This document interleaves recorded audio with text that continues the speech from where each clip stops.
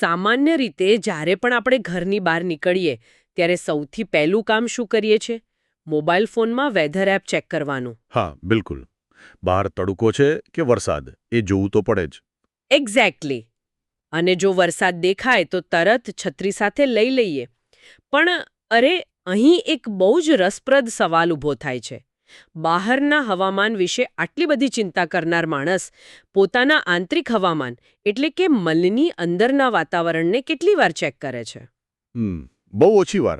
સાચી વાત છે. બહાર ભલે ગમે તેવો તોફાની પવન ફૂંકાતો હોય, પણ જો અંદર શાંતિ હોય ને તો આખી દુનિયા અલગ જ દેખાય છે. અને આજે આપણે આ જ આંતરિક વાતાવરણ વિશે એકદમ ઊંડાણપૂર્વક ચર્ચા કરવાના છીએ.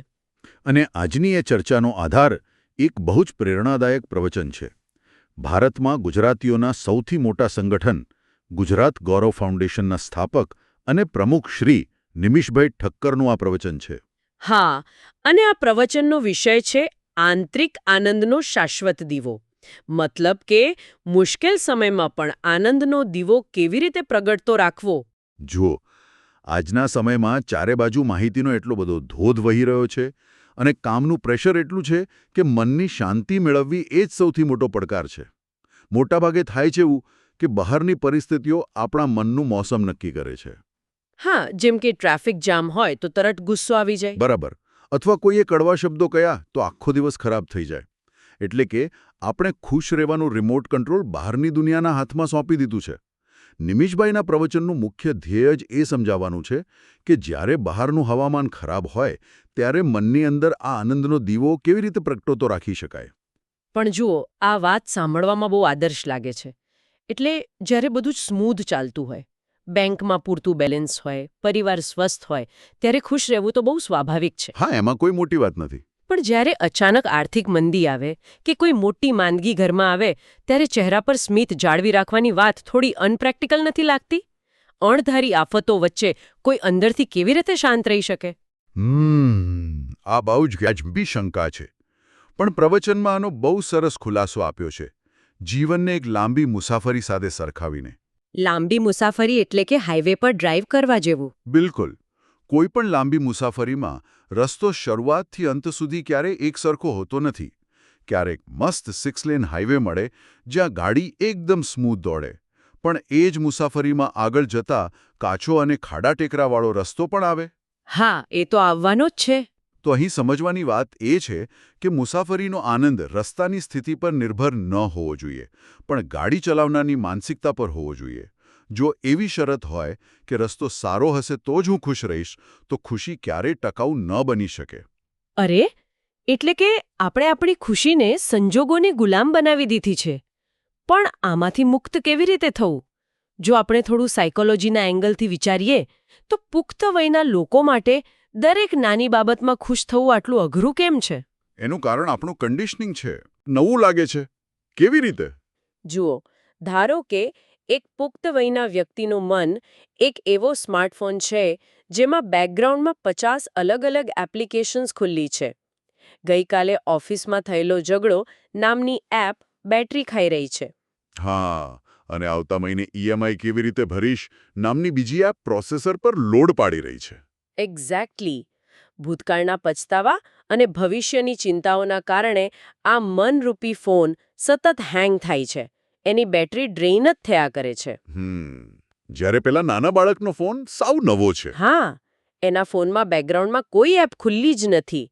તે માત્ર એક જ એપ વાપરે છે, વર્તમાન ક્ષણ, અને એટલે જ એની બેટરી હંમેશા 100% રહે છે. વાહ, આ અત્યંત સચોટ સામ્યતા છે. મનોવિજ્ઞાનમાં આ જ વસ્તુને એન્ટિસિપેટરી એન્ઝાઇટી કહેવાય છે. મતલબ કે ભવિષ્યમાં થનારી ઘટનાઓની અગાઉથી ચિંતા કરવી. હા, જે બાળકોમાં હોતી જ નથી. બરાબર. બાળકો આજમાં જીવે છે. મોટા થતા થતા આપણે ભૂતકાળ અને ભવિષ્ય વચ્ચે પેન્ડ્યુલમની જેમ ઝોલા ખાતા રહીએ છીએ. અને આ ઘર્ષણમાં સૌથી મૂલ્યવાન વસ્તુ ગુમાવી દઈએ છે, જે છે અત્યારની ક્ષણ. પ્રવચનમાં આ જ વાત પર ભાર મૂક્યો છે કે ભૂતકાળ બદલી શકાતો નથી અને ભવિષ્યની કોઈ ગેરંટી નથી. માત્ર વર્તમાન જ આપણા કાબૂમાં છે. પણ અહીં મને એક પ્રશ્ન થાય છે. જો વર્તમાનમાં જીવવામાં જ સાચી ખુશી છે, તો લોકો આખી જિંદગી ભૌતિક વસ્તુઓ પાછળ આટલી આંધળી દોડ કેમ લગાવે છે? મોંઘી કાર કે મોટા બંગલાથી શાંતિ મળી જશે એવો ભ્રમ કેમ છે? આ ભૌતિક સુખ અને મનની શાંતિ વચ્ચે બહુ મોટો વિરોધાભાસ છે.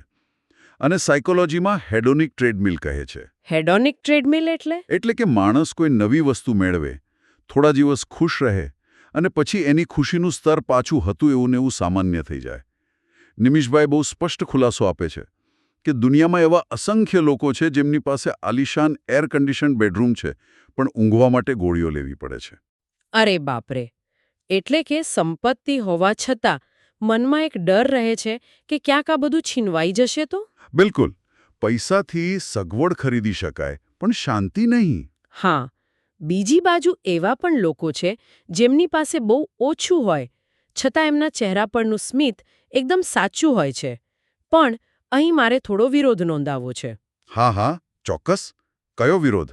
જ્યારે કોઈના ઘરમાં આગ લાગી હોય કે કોઈ મોટી આફત આવી હોય ત્યારે એને એમ કહેવું કે અંદરથી શાંતિ અનુભવો એ થોડું સંવેદનહીન નથી લાગતું? આજે સોશિયલ મીડિયા પર ટોક્સિક પોઝિટિવિટીનો બહુ મોટો ટ્રેન્ડ છે. હા, એ વાત તો છે. એટલે કોઈની નોકરી જતી રહે કે કોઈનું મૃત્યુ થાય ત્યારે શું ખરેખર સ્મિત કરતા રહેવું શક્ય છે? શું આ ફિલોસોફી આપણને આપણી સાચી લાગણીઓ દબાવી દેવાનું તો નથી શીખવી રહી ને?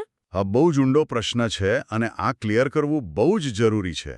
પ્રવચનનો ઉદ્દેશ્ય જરાય ટોક્સિક પોઝિટિવિટી પ્રમોટ કરવાનો નથી. એટલે કે દુઃખને ઇગ્નોર કરવાની વાત નથી? બિલકુલ નહીં. મુશ્કેલીમાં ખુશ રહેવાનો અર્થ એ નથી કે તમે ખોટું સ્મિત પહેરી રાખો. જ્યારે કોઈ સ્વજનનું મૃત્યુ થાય ત્યારે રડવું એ એકદમ કુદરતી પ્રતિક્રિયા છે. અહીં વાત પાયાની શાંતિની છે. Foundational peace. આ પાયાની શાંતિ એટલે બરાબર શું? જુઓ, સમજો કે સમુદ્રની સપાટી પર ભયંકર વાવાઝોડું ચાલતું હોય, મોટા મોટા મોજા ઉછાળતા હોય. હા. પણ જો તમે સમુદ્રની ઊંડાઈમાં જાઓ ને તો ત્યાં એકદમ શાંતિ હોય છે. મનની સ્થિતિ પણ આવી જ હોવી જોઈએ. સપાટી પર દુઃખ કે ગુસ્સો હોઈ શકે છે, પણ મનના ઊંડાણમાં એક એવી શ્રદ્ધા હોવી જોઈએ કે આ સમય પણ પસાર થઈ જશે. ઓ, સમજી. એટલે દુઃખ અનુભવવું અલગ છે અને દુઃખમાં સાવ તૂટી જવું અલગ છે. પેલું જે દીવાનું રૂપક છે તે આ જ છે ને? હા, એ જ આંતરિક આનંદનો દીવો. અને પ્રેક્ટિકલી વિચારીએ તો જાણે એક મોટા સ્ટેડિયમમાં લાખો વોટની ફ્લડ લાઇટ્સ ચાલુ હોય અને કોઈ એક નાનકડી દિવાસળી સળગાવે તો એનો પ્રકાશ કોઈને દેખાય પણ નહીં. સાચી વાત છે. એની કોઈ કિંમત ન લાગે. વાત પ્રવચનનું હાર્દ છે. સારા દિવસોમાં આપણને આ આંતરિક ખુશીની તાકાત સમજાતી નથી, પણ જ્યારે મુશ્કેલીઓનો અંધકાર આવે ત્યારે જ આ આંતરિક દીવાને પોતાનું અસલી તેજ બતાવવાની તક મળે છે. મતલબ, મુશ્કેલીઓ આપણને તોડવા નથી આવતી, પણ આપણી આંતરિક તાકાત ચકાસવા આવે છે. પ્રવચનમાં પેલો જે સવાલ પૂછ્યો છે ને, એ ખરેખર વિચારવા જેવો છે કે દુઃખમાં પણ ખુશ રહી શકાય ખરું? હા, અને આ સવાલનો જવાબ નક્કી કરે છે કે વ્યક્તિ જીવન જીવી રહી છે કે પછી જીવન દ્વારા જીવાઈ રહી છે. સાયકોલોજીમાં આને લોકસ ઓફ કંટ્રોલ કહે છે, રાઈટ? એક્ઝેક્ટલી. જો કોઈ માને કે બહારના સંજોગો એના પર કંટ્રોલ કરે છે તો એ પરિસ્થિતિની કઠપૂતળી બની જાય છે. મુશ્કેલી આવે એટલે તૂટી પડે. આને કહેવાય કે પરિસ્થિતિઓ તેને જીવી રહી છે. હા, અને જો વ્યક્તિ નક્કી કરે કે સંજોગો ભલે ગમે તેવા હોય, મારા મન પર મારો જ કાબુ રહેશે, તો એ સાચા અર્થમાં જીવનનો ડ્રાઈવર છે. બિલકુલ. એ સમસ્યાઓનો સામનો કરે છે, પણ પોતાની અંદરનો ઉમંગ મરવા નથી દેતો. પણ આ બધું સમજવામાં બહુ સહેલું લાગે છે. જ્યારે મંગળવારની સવારે ટ્રાફિક નડતો હોય, ઓફિસમાં બોસ ખીજાતા હોય અને ઘરે કોઈ બીમાર હોય, ત્યારે આ ફિલોસોફી કેવી રીતે કામ આવે? પ્રેક્ટિકલ લાઈફમાં થોડું અઘરું છે. તો શું આ રોજના અસ્તવ્યસ્ત જીવનમાં આ સ્મિત ટકાવી રાખવા માટે પ્રવચનમાં કોઈ નક્કર રસ્તાઓ બતાવ્યા છે? ચોક્કસ. આ માત્ર ફિલસૂફી નથી. આના માટે 3 બહુ જ પ્રેક્ટિકલ સ્ટેપ સૂચવવામાં આવ્યા છે. પહેલું ધીરજ, બીજું સ્વીકાર અને ત્રીજું કૃતજ્ઞતા, એટલે કે ગ્રેટિટ્યૂડ. તો આ ત્રણેય પાછળનું વિજ્ઞાન શું છે? પહેલા વાત કરીએ ધીરજની. જ્યારે કોઈ સંકટ આવે ને ત્યારે આપણું મગજ તરત ફાઇટ ઓર ફ્લાઇટ મોડમાં જતું રહે છે. હા, એટલે પેલો ડરવાળો ભાગ એક્ટિવ થઈ જાય. હા, અને એના લીધે આપણે ઉતાવળમાં ખોટા નિર્ણયો લઈએ છીએ. ધીરજ રાખવી એટલે મગજના આ ડરવાળા ભાગને શાંત થવાનો સમય આપવો. દરેક ખરાબ સમયનો એક તબક્કો હોય છે, એને જવા દેવો પડે. અને આ જ વાત આપણને બીજા સ્ટેપ તરફ લઈ જાય છે, જે છે સ્વીકાર અથવા એક્સેપ્ટન્સ. મોટાભાગે તો લોકો મુશ્કેલી સ્વીકારવા તૈયાર જ નથી હોતા. મારી સાથે જ આવું કેમ થયું, બસ એમાં જ અડધી એનર્જી વેડફી નાખે. હા, અને મનોવૈજ્ઞાનિક રીતે આ ડિનાયલ મોડ બહુ ખતરનાક છે. જે વાસ્તવિકતા છે એનો અસ્વીકાર કરવો એ મગજ માટે મોટો બોજો છે. જે પરિસ્થિતિ સામે છે એની સામે આંખ આડા કાન કરવામાં જ જબરદસ્ત એનર્જી વપરાઈ જાય છે. સાચી વાત છે. જ્યાં સુધી એ સ્વીકાર્ય નહીં કે ઓરડામાં અંધારું છે, ત્યાં સુધી દીવો પ્રગટાવવાનો વિચાર ક્યાંથી આવે? બરાબર.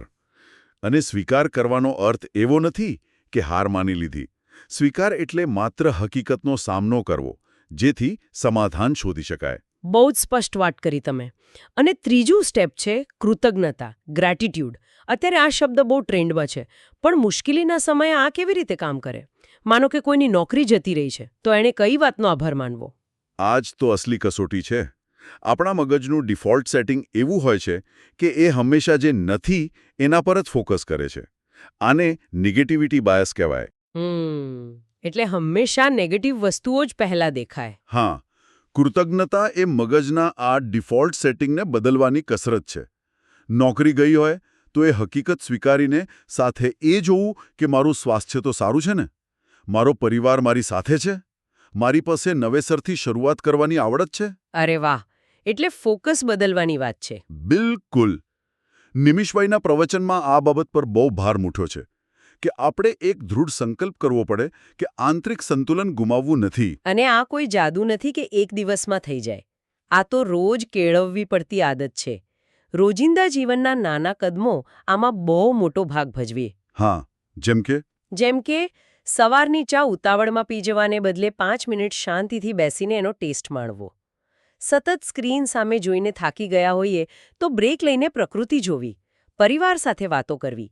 આ બધું પેલી બેકગ્રાઉન્ડ એપ્સ બંધ કરવા જેવું જ છે. સાવ સાચી વાત છે. અને આમાં સૌથી અગત્યનું છે સ્વપ્રેમ, સેલ્ફ લવ. આપણે આખી દુનિયાની ચિંતા કરીએ પણ પોતાની જાત પર દયા નથી ખાતા. જ્યાં સુધી પોતાની જાતને માફ ન કરીએ ત્યાં સુધી અંદરથી શાંતિ ન મળે. એટલે આજની આ ચર્ચાનો જો સારાંશ કાઢીએ તો પ્રવચનનો અંતિમ અને સૌથી મજબૂત સંદેશ એ જ છે કે બહારની પરિસ્થિતિઓ ક્યારેય આપણા પૂરા કંટ્રોલમાં નથી હોતી. મુશ્કેલીઓ તો આવવાની જ છે. હા, એ તો જીવનનો ભાગ છે. પણ એ પડકારો સામે ધીરજ રાખવી, હકીકત સ્વીકારવી અને જે કંઈ સારું છે એના માટે કૃતજ્ઞતા અનુભવવી એ જ સાચી મજબૂતી છે. બિલકુલ. માત્ર બેંક બેલેન્સ વધારવું એ સફળતા નથી.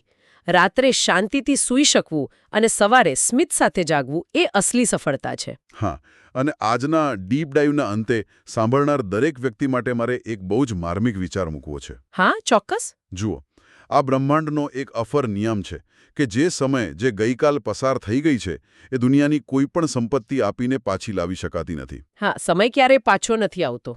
તો પછી સવાલ એ થાય કે જો ગઈકાલ પાછી નથી આવવાની અને આવતીકાલની કોઈ ગેરંટી નથી, તો પછી આપણે આ સૌથી કિંમતી આજ ને આ વર્તમાન ક્ષણને ભૂતકાળના પસ્તાવા અને ભવિષ્યની ચિંતામાં કેમ વેડફી નાખીએ છીએ? એ સૌથી મોટું નુકસાન છે આપણું. અંધકારને કોસતા રહેવા કરતાં એક નાનકડો દીવો પ્રગટાવવો હંમેશા સારો. બિલકુલ. તો શા માટે આજે જ, અત્યારે જ આપણી અંદર રહેલો એ આનંદનો દીવો ન પ્રગટાવી લેવો? બહાર ભલે ગમે તેવું વાતાવરણ હોય, જીવનના સાચા ડ્રાઈવર તો આપણે જ બનવાનું છે. અને આ બહુ જ સુંદર વિચાર સાથે આપણે આજની ચર્ચા અહીં જ પૂરી કરીએ છીએ. જય શ્રી કૃષ્ણ. જય શ્રી કૃષ્ણ.